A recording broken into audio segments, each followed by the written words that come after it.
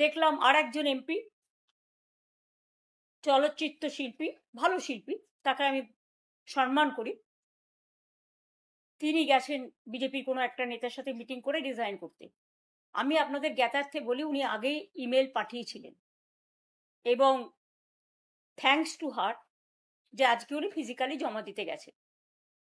যাদের যাদের যাবার আছে আরও বিজেপির চাপে, পুলিশের চাপে, মাথা নত করার চাপে, কোর্টের চাপে, মানে কেসের চাপে, ইডির চাপে, সিবিআইয়ের চাপে, কোর্ট কেসের চাপে,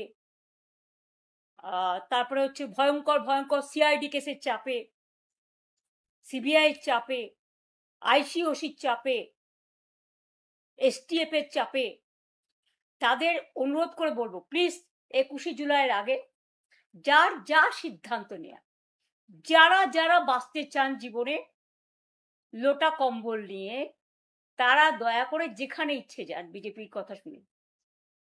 দয়া করে আমরা যে দলটি তৈরি করেছি তাকে কলঙ্ক লিপ্ত করবেন না। যার যার আমি এক্ষুনি